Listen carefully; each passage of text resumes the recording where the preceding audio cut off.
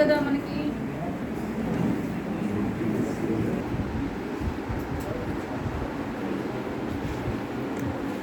అందరికీ నమస్కారం అండి. ఈ పచ్చూరు మండలంలో ఉన్నటువంటి ఎంఆర్ఓ గారికి, సిడిపిఓ గారికి, ఎంఈఓ గారికి, మెడికల్ ఆఫీసర్ అండ్ పత్రికా మిత్రులందరికీ కూడా ఈ స్కూల్ ప్రిన్సిపల్, గురుకుల పాఠశాల ప్రిన్సిపల్ అండ్ అధ్యాపకులందరికీ ఆంధ్రప్రదేశ్ రాష్ట్ర బాలల హక్కుల పరిరక్షణ కమిషన్ అభినందనలు తెలియజేస్తుంది. ఈరోజు బాపట్ల జిల్లాలో సర్ప్రైజింగ్ విజిట్ షెడ్యూల్ ఇవ్వడమైంది. దీని ప్రకారం ఈరోజు నేను నా పేరు పద్మావతి, సర్ప్రైజింగ్ విజిట్ చేయడంలో భాగంగా ఈరోజు పచ్చూరు గురుకుల పాఠశాల, ట్రైబల్ వెల్ఫేర్ పాఠశాలను ఆకస్మికంగా తనిఖీ చేయడమైంది. ఇందులో రికార్డ్స్ పరంగా చూసుకున్నట్లయితే ఫుడ్ కానీ ఇవన్నీ కూడా కొంత పర్యవేక్షణ లోపం, ప్రిన్సిపల్ పర్యవేక్షణ లోపం అనేది ఈజ్ వెరీ క్లియర్. ఎందుకంటే బెల్లంలో చీమలు పట్టున్నాయి, ఆ చీమల్ని ప్రివెంట్ చేయాలి. ఇక్కడ ఫుడ్ ఏదైతే ఉందో అవన్నీ కూడా పిల్లలు తినేవి కాబట్టి పాయిజన్ కాకూడదు. గండు చీమలు పెట్టున్నాయి అన్నమాట. ఆ గండు చీమలు అనేటువంటిది బెల్లంలో ఉన్నాయి. ఆ బెల్లాన్ని యూస్ చేస్తే పిల్లలకి మోషన్స్ వస్తాయి, వామిటింగ్స్ వస్తాయి. పిల్లలకి ఒక్కోసారి ఫుడ్ పాయిజన్ కూడా జరగడానికి ఛాన్సెస్ ఉంటాయి. అందుకని minute to minute, every minute కూడా పిల్లలకి ఇస్తున్నటువంటి ఫుడ్ చాలా ప్రాపర్ హైజీన్ ఉండాలి, క్లీనింగ్ ఉండాలి, డైనింగ్ హాల్ క్లీనింగ్ ఉండాలి. అట్లనే వాళ్ళకి వంట చేస్తున్న పాత్రలు కూడా చాలా క్లీన్గా ఉండాలి. అప్పుడే వాళ్ళ ఆరోగ్య పరిస్థితులు అనేటువంటిది చాలా బాగుంటాయి. అలాంటి పరిస్థితుల్లో పిల్లలు ఇక్కడ నాకు కనిపించడం లేదు. పిల్లలకి చాలామందికి దురదలు, గజ్జి వచ్చి పిల్లలు స్కిన్ ఎలర్జీతో బాధపడుతూ ఉన్నారు. అలాగే ఇక్కడ ఫెసిలిటీస్ కూడా ల్యాక్ ఆఫ్ ఫెసిలిటీస్ ఉన్నాయి. ఒకటే రూమ్ ఉండడము, అక్కడే డైనింగ్ హాలు, అక్కడే పడుకోవడము, కనీసం వాళ్ళకి బెడ్స్ లేవు, కిందనే పడుకుంటున్నారు. బెడ్షీట్స్ కూడా ప్రొవైడ్ చేయలేదు అని చెప్పి పిల్లలు కూడా మాకు ఇంటిమేట్ చేస్తూ ఉన్నారు. సో ఇవన్నీ కూడా ఆల్రెడీ జాన్లో కూడా గవర్నమెంట్ నుంచి కూడా వాళ్ళకి బెడ్షీట్స్ ఇవ్వడం జరిగింది. ఇంకా ఏమేమి ఎవరెవరికి అందలేదో అవి ఈరోజు ప్రిన్సిపల్ గారితో మాట్లాడి ఆయనతో ఈరోజు అవన్నీ కూడా ఇప్పిస్తాము. అలాగే this is a second visit అనమాట. నేను సెకండ్ టైం ఇక్కడ విజిట్ చేయడం అనేది. ఫస్ట్ టైం విజిట్ చేసినప్పుడు ఇక్కడ మొత్తం దోమలు రావడం కానీ, ఈ చుట్టుపక్కల పరిసరాలంతా బాగలేవు, పందులు తిరుగుతున్నాయి. అట్లాగే మురికి డ్రైనేజ్ ప్రాబ్లం ఉంది చుట్టుపక్కల అంతా. సో ఇది మిడిల్లో ఉందన్నమాట. ఇది కూడా బిల్డింగ్ కూడా అంత బాగాలేదు వాళ్ళకి. ఇది ఇమీడియట్గా షిఫ్ట్ చేయమని చెప్పేసి ఇప్పుడే నేను జిల్లా గిరిజన శాఖ అధికారిని కూడా ఆదేశించడం అయినది.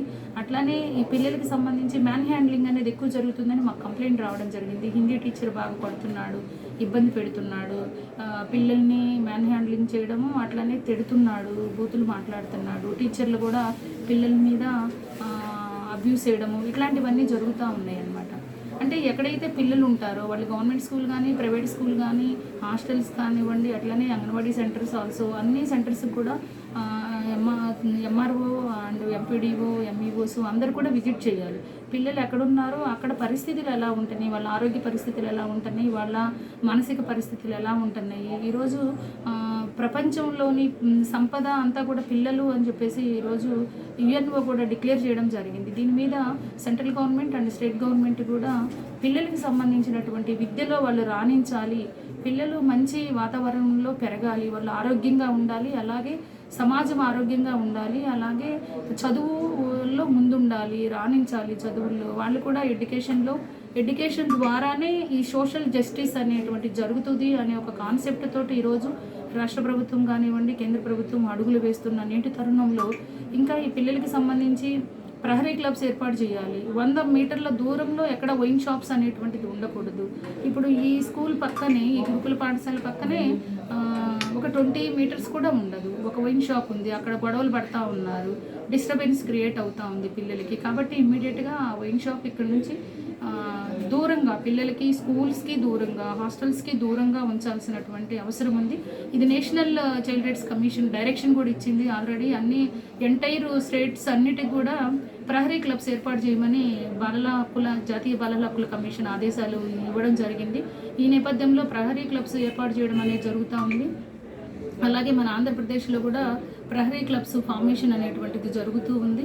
అలాగే కంప్లైంట్ బాక్సులు, పిల్లలకి ఎప్పటికప్పుడు ఇష్యూస్ అన్నీ కూడా రెక్టిఫై కావాలి, అది స్కూల్ లెవెల్లో ఆర్ హాస్టల్ లెవెల్లో అంటే ఎవ్రీ 15 డేస్కి ఒకసారి ఎంఈఓ గారు విజిట్ చేయాలి.